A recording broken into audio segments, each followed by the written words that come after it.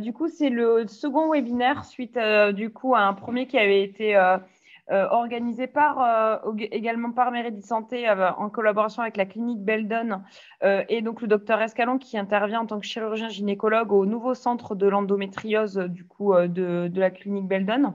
Donc, un premier webinaire qui avait été tourné plutôt autour de la pathologie et voilà des différents aspects qu'il pouvait y avoir autour de l'endométriose pour soulever justement des questions vis-à-vis de cette pathologie qui touche voilà, une femme sur 10.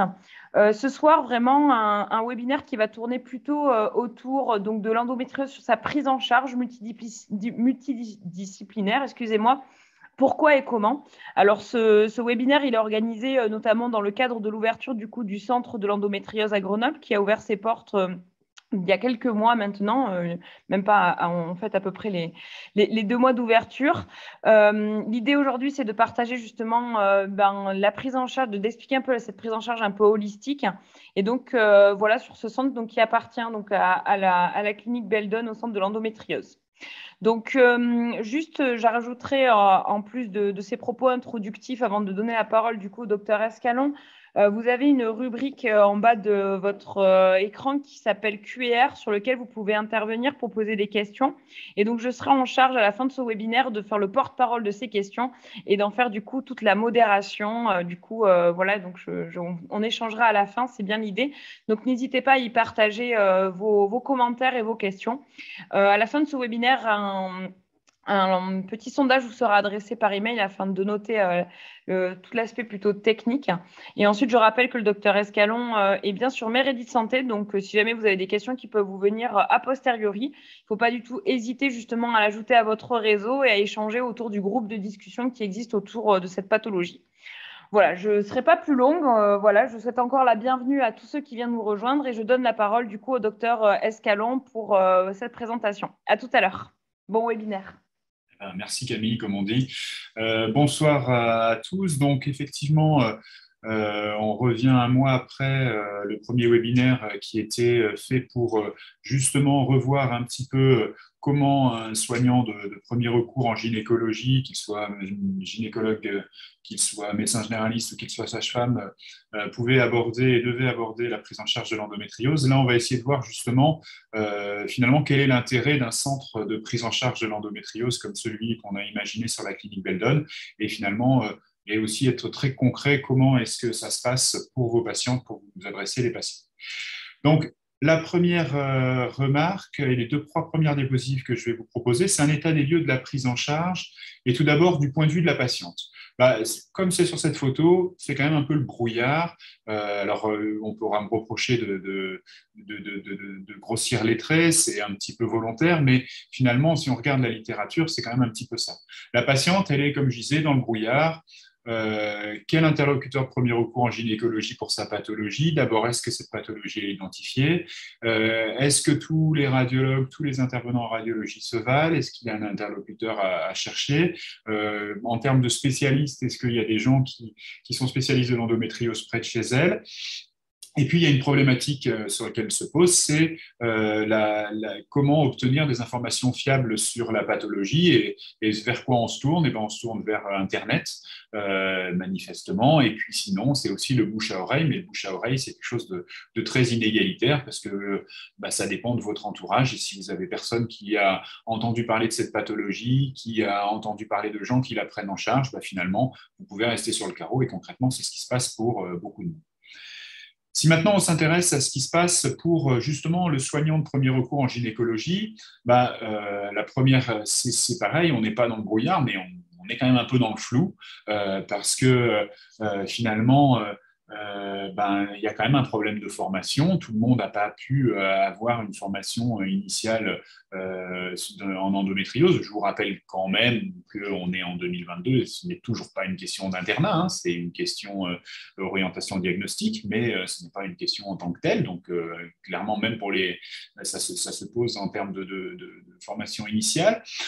Le dépistage de l'endométriose, on l'a vu la dernière fois, c'est pas évident. Je lisais encore une étude tout récemment qui m'avait interpellé. Où il disait que, en fait, ils avaient évalué qu'une personne endométriosique, elle parle 9 fois de son endométriose ou des symptômes qu'elle présente, parce qu'elle nomme bien sûr pas ça endométriose, à son soignant de premier recours avant qu'il y ait quelque chose qui se mette en place. Donc, clairement, il y a quelque chose à faire là-dessus. Et puis, quand bien même on ferait le diagnostic ou qu'on penserait à une endométriose, ben, on a aussi un problème de correspondant, vers qui on l'envoie, en radiologie, en endométriose, justement. Et puis, le problème aussi qu'on a, c'est que c'est des patients pour lesquels, alors soit qu'on va voir disparaître, parce que du coup, pour le suivi, on n'aura pas du tout de suivi en commun, et finalement, encore une fois, tout va se passer comme si le spécialiste d'endométriose, ben, alors certes, c'est paradisiaque, vous allez me dire, mais en fait, il est tout seul sur cette île déserte, c'est un peu ce qu'on a. On a un peu le sentiment, comme je pourrais dire, c'est-à-dire qu'à la fois, ben, je suis un peu isolé, j'ai un problème de visibilité aussi parce que j'ai beau parler d'endométriose un petit peu régulièrement, j'ai encore régulièrement des patientes qui venaient me voir en me disant bah, je ne comprends pas, je suis suivi à 2 pas, à 2 routes de chez vous et je n'avais jamais entendu parler de vous. Voilà. On a des patientes qui nous tombent par hasard en disant j'aimerais bien connaître quelqu'un qui fait de l'endométriose. Donc manifestement, nous aussi, on n'est pas très bon là-dessus en communication. La prise en charge globale et personnalisée des patients, bah, en fait, c'est pareil. Moi, tout ce qui va être, et on va le voir tout à l'heure, ce qu'on pourrait appeler ces médecines parallèles, bah, comme leur nom l'indique, elles sont parallèles, donc on les croise jamais. Je discute jamais avec des ostéopathes, je discute jamais avec des sophrologues pour savoir ce qu'ils peuvent proposer dans le cadre de l'endométriose. Et l'inverse est vrai, c'est-à-dire que jamais jamais un ostéopathe est venu me voir en disant quelle est votre approche de l'endométriose, comment on peut travailler ensemble, ça n'existe pas, donc on n'a pas de prise en charge comme ça. Et puis, c'est pareil, c'est des patientes, moi je me retrouve aussi confronté à une problématique, c'est-à-dire que je me retrouve avec des patientes qu'on prend en charge, qui vont bien, qu'on va suivre et que je vais devoir suivre justement, mais au final, ce n'est pas forcément légitime que ce soit moi qui les suive, alors que finalement tout va bien, tout roule sur la thérapeutique qu'on a mis en place. Et c'est des patientes qui vont forcément, notre temps de médecin, on le sait tous, est un temps qui est fini. Et si on voit des patientes qui vont parfaitement bien, on ne voit pas des patientes qui ne vont pas bien. Et si finalement on voit des patientes pour lesquelles on n'apporte pas de plus-value par rapport à quelqu'un de premier recours qui pourrait gérer le tout venant, on ne voit pas des patientes pour lesquelles on aurait un véritable recours. Donc, du coup, pour répondre à l'ensemble de ces problématiques, en fait, l'idée d'un centre multidisciplinaire de l'endométriose s'impose et effectivement une bonne idée. Alors, cette idée, on a eu moi personnellement, et avec l'équipe avec laquelle on a monté le projet, on a eu la joie de constater le 12 janvier dernier la remise du rapport par Chrysoula Zakharopoulou, qui était Chrysoula Zakharopoulou est gynécologue, elle est députée européenne. Et le ministre de la Santé lui avait chargé de faire un rapport sur la stratégie à mettre en place pour la prise en charge de l'endométriose à l'horizon 2025. Donc, il a été remis le 12 janvier à Emmanuel Macron. Et si on lit ce rapport, en fait, ce qu'on lit, c'est qu'il faut qu'il y ait dans chaque région, dans chaque entité locale, des centres de prise en charge de l'endométriose. Donc, ça a été une validation de la démarche qu'on avait entreprise de façon assez intéressante. Cette démarche, en fait, elle est née en avril 2021. Et je dirais qu'elle est probablement née depuis bien longtemps. Sur la clinique Beldon, on a depuis longtemps une expertise médicale forte dans la prise en charge de l'endométriose. Et je dirais que cette expertise, elle était, si vous me permettez l'expression, un petit peu à l'ancienne, c'est-à-dire qu'elle reposait sur le savoir et la compétence de praticiens. On n'avait pas forcément du tout cette vision globale. Mais il n'empêche que cette compétence forte, c'est vraiment le premier niveau. Ce n'est pas possible de monter un centre de prise en charge de l'endométriose si déjà vous n'avez pas les compétences radiologiques, en chirurgie en médecine de l'endométriose, en chirurgie en médecine de la reproduction, et puis aussi toutes les spécialités annexes, parce que chirurgien gynécologue de l'endométriose, de temps en temps, régulièrement, on a besoin des urologues, régulièrement, on a besoin des chirurgiens digestifs, et on a besoin d'une évaluation de la douleur. Donc, ça, c'est vraiment le cœur du projet de ce centre d'endométriose, c'est cette expertise médicale forte. Comment ça fonctionne? Juste 3 petites remarques pour vous donner. L'idée, ça a été de réfléchir à une façon de travailler on a modifié nos pratiques à un certain nombre de points, on va y revenir, qui permettent l'autofinancement de la structure. L'autofinancement, c'est obligatoire. Monter une structure qui serait financée par des associations, par des dons, par des choses comme ça, c'est voué à l'échec à long terme parce que la pérennité, elle ne serait pas là. Comment on obtient un autofinancement de la structure? En fait, en fonctionnant et en modifiant nos pratiques professionnelles pour qu'on crée ce qu'on appelle des hospitalisations de jour. Je ne vais pas rentrer dans le détail administratif des choses, mais en fait, comme toute hospitalisation, les tutelles vont verser à la structure une rémunération qu'on appelait avant GHS, etc., peu importe, mais ce qui fait que pour organiser des soins, la structure est rémunérée. Moyennant quoi, on peut demander à la structure de fournir un personnel et des locaux qui permettent la réalisation de ces soins structurés. Et c'est ce qu'on a pu mettre en place au niveau de l'établissement, et je vais y revenir tout à l'heure. Et du coup, puisqu'on a à un moment donné une structure, un local, du personnel dédié qui est mis en place, on peut intégrer des soins de support qui, eux, encore une fois, pour l'instant, je ne sais pas si ça changera à l'avenir, mais pour l'instant, il n'y a pas de prise en charge ostéo par les tutelles, il n'y a pas de prise en charge sophro par les tutelles, il peut y avoir des prises en charge par les mutuelles, mais pour l'instant, il n'y a pas de tout ça. Donc l'idée, c'est de pouvoir faire rentrer aussi ces soins de support dans nos prises en charge. Du coup, quels sont les moyens qu'on a mis à disposition pour ce centre de l'endométriose de la clinique Beldon? Donc déjà, c'est un personnel dédié. On a un équivalent temps plein secrétariat, c'est Mme Sophie Canaletta qui s'occupe de tout ça, et elle va être en charge effectivement de toute l'interface administrative qui va être assez importante. On a aussi un temps partiel pour une sage-femme qui va coordonner les soins. À l'instar, un petit peu, ce profil de poste, on l'a voulu comme le profil de poste des infirmières coordinatrices en cancérologie.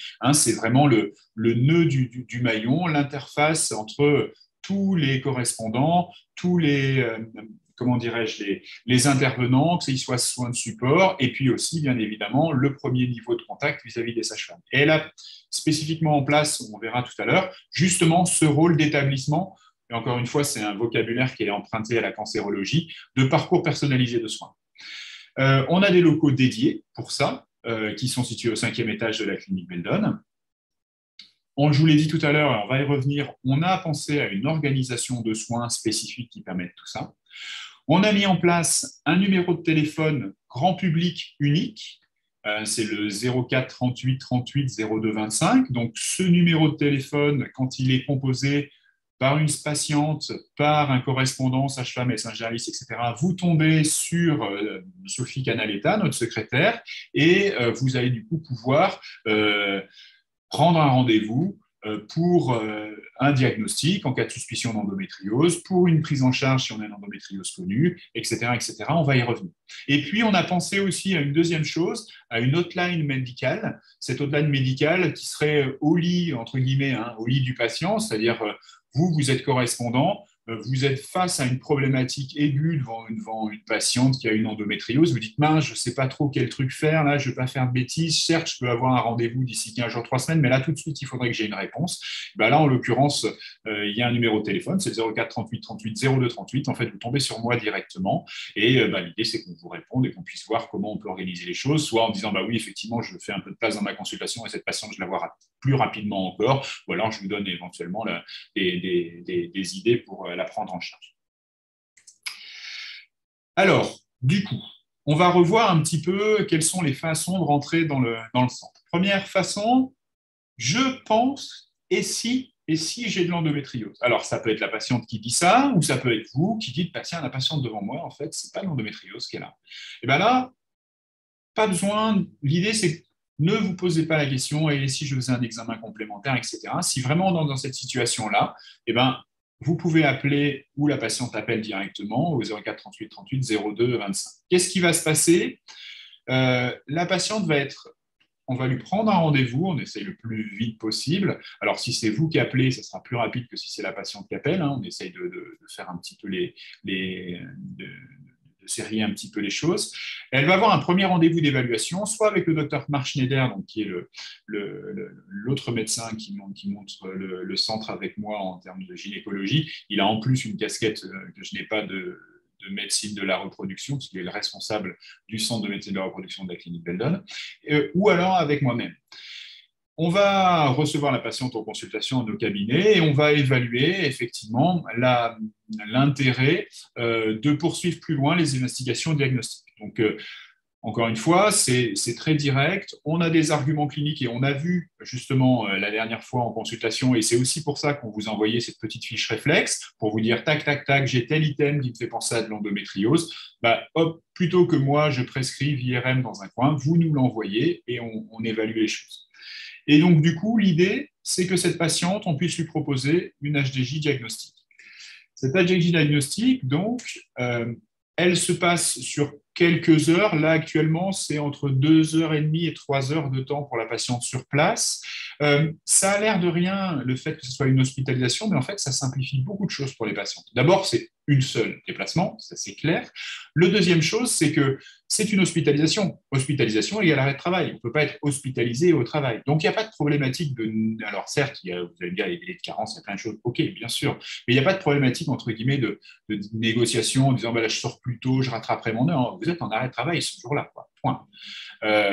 Donc, du coup, on a dit une demi-journée. Cette hospitalisation diagnostique, c'est 4 étapes. C'est une étape diagnostique avec l'IRM, donc, qui est menée toujours par le même radiologue, qui est le docteur René-Charles Rouchy, qui fait l'examen et qui reçoit systématiquement la patiente avec comme mission commentaires, explications des éléments qui ont été trouvés et ouverture sur la nécessité d'autres examens complémentaires. Par exemple, si on a l'impression qu'il y a une atteinte endométriosique profonde avec une proximité digestive, on sait très bien à l'heure actuelle que l'IRM n'est quand même pas forcément suffisant pour savoir exactement quel est le niveau d'atteinte rectale et on va proposer par exemple une rectosonographie et ça c'est le rôle du radiologue d'inciter là-dessus. Deuxième étape, c'est, on tourne dans le sens des aiguilles d'une montre, en commençant par l'IRM, c'est qualité de vie, c'est une évaluation de la qualité de vie. On utilise pour ça un questionnaire qui est spécifique à l'endométriose, qui s'appelle le HP30. C'est 30 questions, il faut à peu près une petite vingtaine de minutes pour remplir ce questionnaire. Ce questionnaire, il va nous permettre d'avoir une vision très claire, très nette sur la qualité de vie des patientes et l'altération éventuelle de la qualité de vie par l'endométriose. Alors, du coup, on a vu tout à l'heure qu'on avait des locaux dédiés. On a une salle de repos assez grande avec collation à disposition pour les patientes. Et du coup, c'est un moment de calme après l'IRM où elles vont pouvoir remplir ce questionnaire. Troisième étape, du coup, elles vont être reçues par Émilie Brochet, notre sage-femme coordinatrice. Et là, le but du jeu, encore une fois, c'est de réaborder la problématique de la pathologie. On sait très bien que le fait de réaborder les choses et aussi de les réaborder pas forcément avec quelqu'un qui a l'étiquette de chirurgien, qui est en blouse blanche, etc., on va pouvoir aussi faire ressortir d'autres informations essentielles. Et Émilie, elle a vraiment le rôle d'essayer de déterminer avec les patientes quels peuvent être ses besoins en termes de soins de support. On verra tout à l'heure quels soins de support on propose au niveau du centre. Et enfin, à l'issue de l'ensemble de cette demi-journée, de ces trois premières interventions, on va revoir la patiente. Donc, c'est ou le docteur Schneider qui aura vu cette première patiente en consultation à son cabinet, ou moi-même qui revoyons la patiente. Donc, c'est toujours le même interlocuteur. C'est un interlocuteur qu'elle connaît déjà. Et on va faire une synthèse de l'ensemble de cette journée et proposer du coup une stratégie de prise en charge. On aura fait le diagnostic, on aura infirmé éventuellement le diagnostic parce que c'est aussi notre rôle et ça c'est très important, le rôle d'un centre de l'endométriose, c'est aussi éventuellement de pouvoir dire non finalement là si on pense à endométriose on fait fausse route, certes il y a une symptomatologie mais ça ne semble pas lié à ça et ça peut tout à fait être notre rôle de faire ce genre de choses-là et on le fait régulièrement. Et donc finalement, HDJ diagnostic, c'est une demi-journée, c'est 4 étapes, c'est un diagnostic qui est posé et c'est une stratégie de prise en charge. Et globalement, le fait de voir les patientes dans les 2 heures qui suivent l'IRM et de donner les choses, clairement, c'est un gain de temps monumental, ça justifie même éventuellement de perdre du temps pour rentrer dans cette boucle d'HDJ si finalement il y a un petit peu de délai d'attente. Et ensuite, du coup, sur cet diagnostic, ça peut déboucher sur des soins de support, ça peut déboucher sur de la médecine de la reproduction, ça peut déboucher sur une chirurgie, ça peut déboucher sur un suivi. Et l'idée, c'est aussi, bien évidemment, de vous réintégrer, vous, soignants de premier recours, dans le parcours de soins et d'organiser tout à fait un suivi au long cours, de vous renvoyer la patiente en vous disant, voilà, quels sont les objectifs de surveillance, quel est le traitement qu'on met en place, quels sont les critères de vigilance. Encore une fois, on en avait déjà beaucoup parlé la dernière fois dans le dernier webinaire, pour que du coup, on puisse avoir un suivi en commun et que nous, on reste finalement à chapeauter un petit peu les choses et que qu'on soit rapidement joignable si jamais finalement il y a une dégradation de la situation, si on était parti par exemple sur un traitement médical au long cours. Deuxième possibilité, on a une endométriose avérée. Encore une fois, vous savez que cette patiente a une atteinte endométriosique, mais vous ne savez finalement pas trop qu'en faire. C'est un diagnostic qui a été posé il y a quelques temps. On sent qu'on n'est pas forcément dans une prise en charge qui est bien là, où la patiente elle-même fait ces mêmes remarques. Pareil, même numéro de téléphone, même rendez-vous d'évaluation, encore une fois, ou avec le docteur Schneider ou avec moi, en fonction des créneaux les plus rapides pour ça. Ou si vraiment il y a une problématique d'infertilité, c'est le docteur Schneider qui prendra la main, bien évidemment. Et là, on va partir sur une nouvelle type d'hospitalisation de jour, éventuellement, qu'on va plus appeler d'évaluation. Cette hospitalisation de jour, elle est un tout petit peu plus floue au départ, elle est moins cadrée, c'est moins du papier à musique, parce que la première étape, il peut y avoir une étape d'IRN éventuellement, si par exemple l'examen sur lequel le diagnostic d'endométriose est ancien, qu'on a l'impression qu'il peut y avoir des évolutions, on va pouvoir repasser par une IRM à ce moment-là. C'est toujours pareil, c'est le même principe, c'est une demi-journée. Et là, on va centrer les choses, encore une fois, c'est une patiente, le diagnostic est fait, on va centrer les choses sur la qualité de vie, sur le programme personnalisé de soins et sur l'algologie. C'est une carte que je n'avais pas encore sortie. On a un anesthésiste de la clinique, le docteur Dominique Berman, qui a cette casquette d'algologie et qui va éventuellement nous permettre de prendre en charge cette patiente, parce qu'on sait très bien qu'il y a des patientes, notamment qui ont été déjà opérées à de multiples reprises et pour lesquelles on garde une symptomatologie douloureuse. On est en quelque sorte un petit peu en échec et finalement, là, il faut aussi savoir se retourner vers tout simplement de la médecine de la douleur pour pouvoir prendre en charge ces patientes. Et donc ça, on peut le faire effectivement au niveau de ces hospitalisations d'évaluation ou hospitalisation de douleur. Et du coup, là, c'est pareil, ça va déboucher, encore une fois, sur la même chose, sur différentes choses, des soins de support, on le reverra, de la chirurgie, de la médecine de la reproduction, un suivi, encore une fois, au long cours, qu'on essaiera d'être le plus commun possible.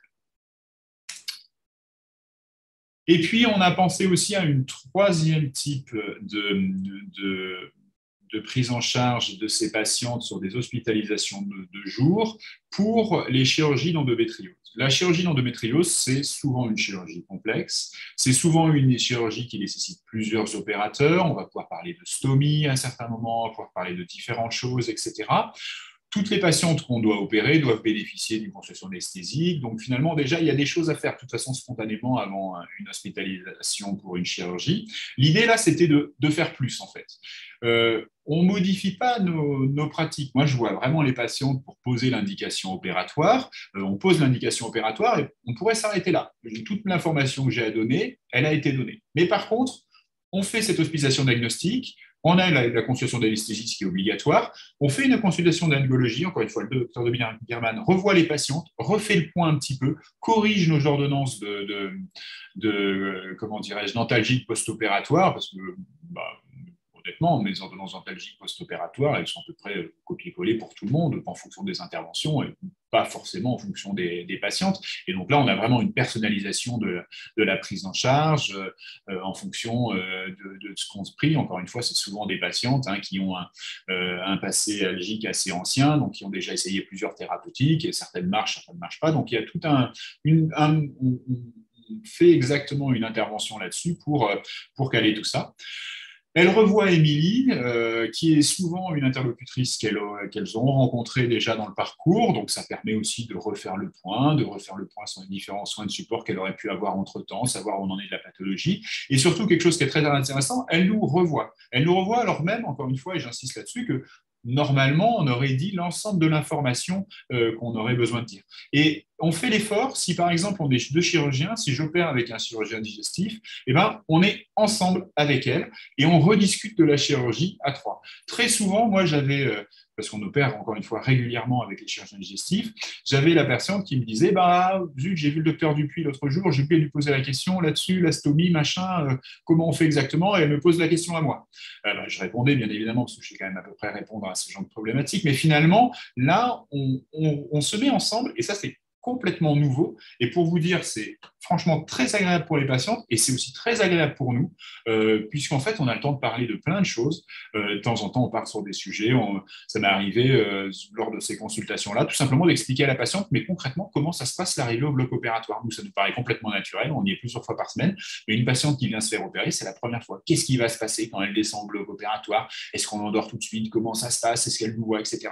On peut expliquer tout ça. Et c'est vraiment un gain en termes de prise en charge qui est vraiment intéressant.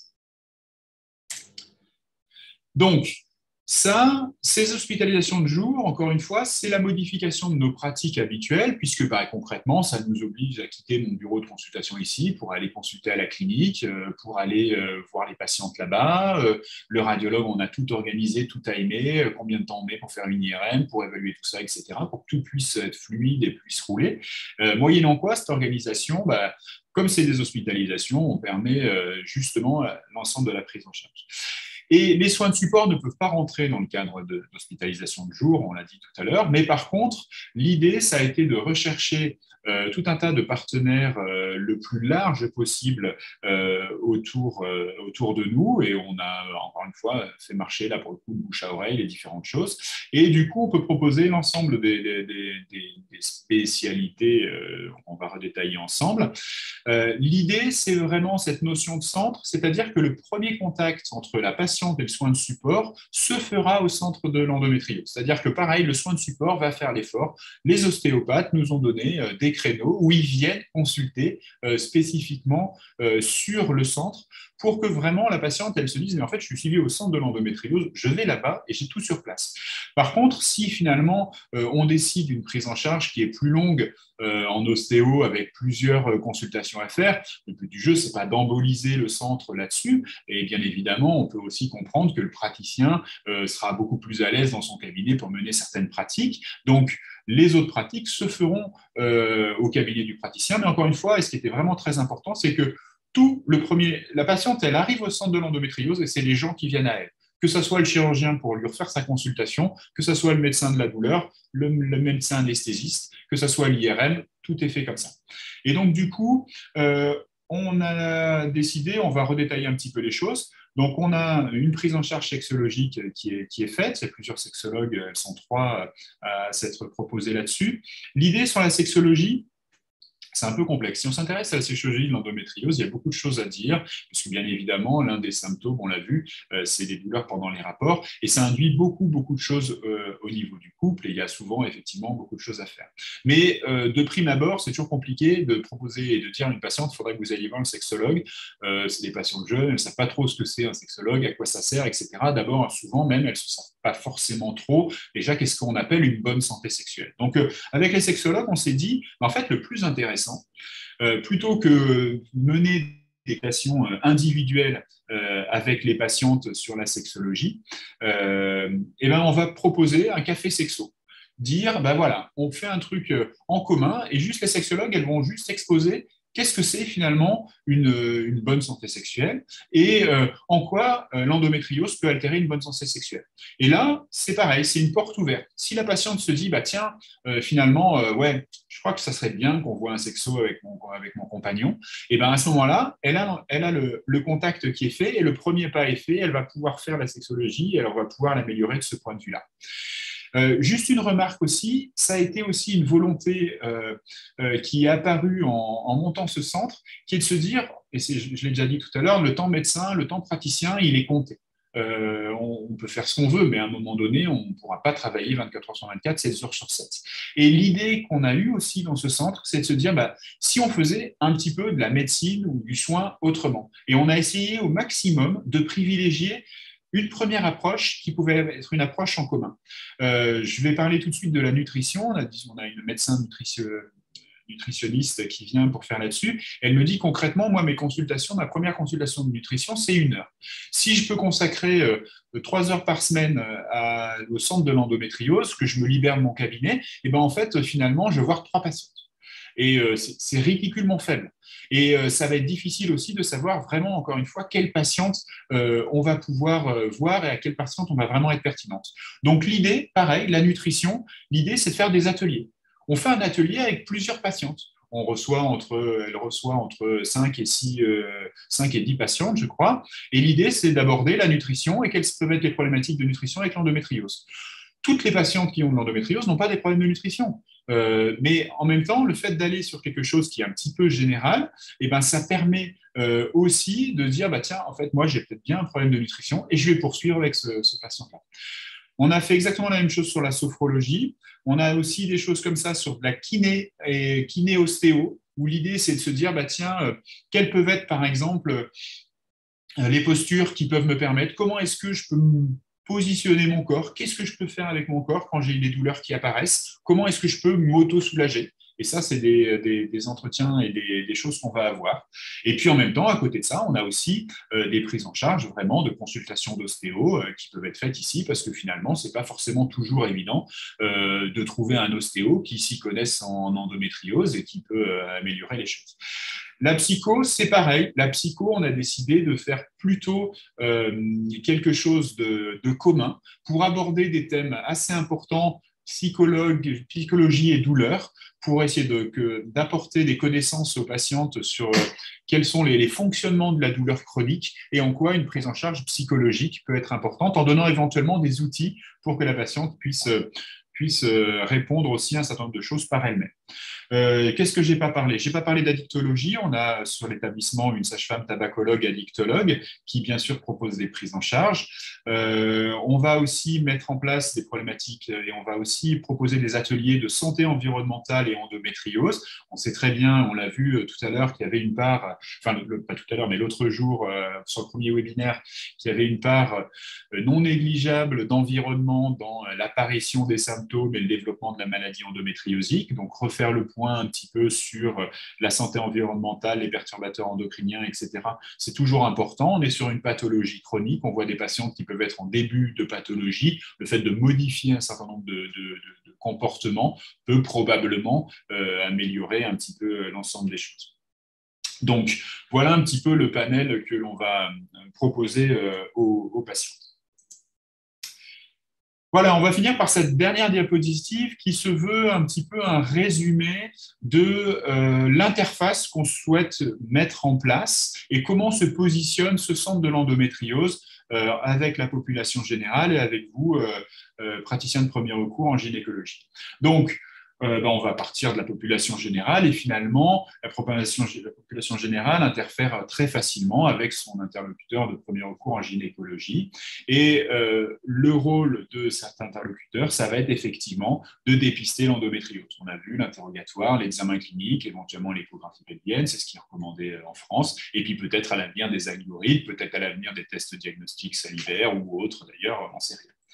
Nous, on est un recours pour les patientes directement, puisqu'on est accessible directement vers elles, ou pour le premier recours en gynécologie, pour un diagnostic expert de l'endométriose. Diagnostic expert, on l'a vu tout à l'heure, on a pensé ça sous forme d'HDJ, IRM, qualité de vie, parcours personnalisé de soins, et puis ensuite synthèse, conduite à tenir et les choses comme ça.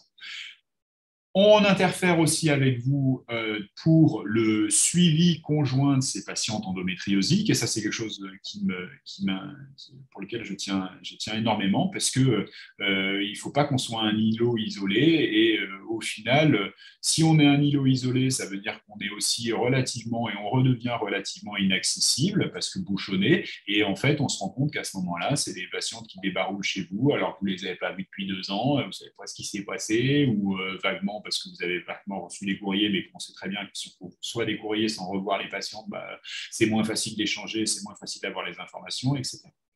Ce centre d'endométriose, il a un rôle de formation des professionnels de santé. Je ne vais pas vous dire que c'est ce que je suis en train de faire, mais si, quand même, un petit peu. Et puis, moi, je le fais régulièrement. J'interviens.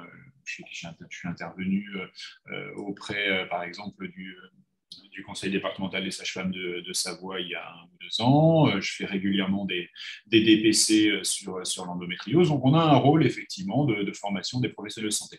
Je reste sur la formation. On a un rôle de formation et de vulgarisation et de sensibilisation de la population générale à l'endométriose. Et par exemple, je vais le citer tout de suite parce que c'est un des projets qu'on a menés très rapidement et on a eu une première restitution de ce projet aujourd'hui. On a travaillé avec l'école de commerce de Grenoble sur un projet. Ils ont au niveau de cette école de commerce un cours qui est un cours d'art appliqué qui sert à essayer de synthétiser, soit sous forme de logo, soit sous forme de dessin, des concepts et des idées. Et on a travaillé avec eux justement sur un concept de centre de prise en charge de l'endométriose. Donc la première partie, ça a été d'aller expliquer aux étudiants qu'est-ce que c'était l'endométriose, qu'est-ce que c'était les symptômes, qu'est-ce que c'était les éventuelles prises en charge. Et donc là, ils ont travaillé pendant 1 mois et demi sur justement comment conceptualiser, comment eux, ils voient cette pathologie, etc. Et on a eu la première restitution des logos ou des idées graphiques sur l'endométriose aujourd'hui. Ces centres d'endométriose vont déboucher inéluctablement à un moment donné sur des activités de recherche, puisque si on commence à centraliser les patients, on commence à rentrer des données de façon prospective, c'est des données qui vont pouvoir être réutilisées pour la recherche derrière. Donc ça, c'est un point important, c'est un point de toute façon qui a été mis en exergue dans le rapport de Chrysoula Zakharopoulou. J'ai marqué les RCP. C'est vrai qu'on ne travaille pas tout seul, ce centre de l'endométriose sur la clinique sur Grenoble. On travaille depuis maintenant 2 ans sur des réunions pluridisciplinaires communes. RCP, c'est comme les RCP de cancérologie, avec le CHU de Grenoble, et où on va 1 fois par mois discuter de dossiers complexes pour qu'on ait des conduites à tenir qui sont objectives. Et ces RCP, il y en a un 2e niveau, c'est les RCP régionales au niveau de la filière endométriose Andorra, où là également, 1 fois par mois, donc tous les 15 jours, on a une RCP où on peut discuter de dossiers compliqués, donc soit en local sur Grenoble, soit en régional sur Lyon. Ça peut déboucher aussi, encore une fois, et c'est notre rôle, sur des thèmes d'éducation thérapeutique du patient. On l'a vu, ces soins de support et cette prise en charge globale, et on a vu également cette prise en charge experte, médicale, chirurgicale, algologie, et puis aussi tout ce qui est médecine de la reproduction, puisqu'on a la chance sur la clinique d'avoir un service de médecine de la reproduction, et ça aussi, tous les centres de prise en charge de l'endométriose n'en auront pas, et c'est vrai que c'est un vrai gain, parce que finalement, les patients vont être pris en charge globalement par les mêmes personnes, et de façon globale et concertée. Voilà, c'était un tout petit peu plus court que la dernière fois, mais en même temps, on m'a donné 40 minutes. J'ai utilisé 40 minutes. C'est tout pour aujourd'hui. Et je prends la parole à Camille. S'il y a des questions, je serais ravi d'y répondre.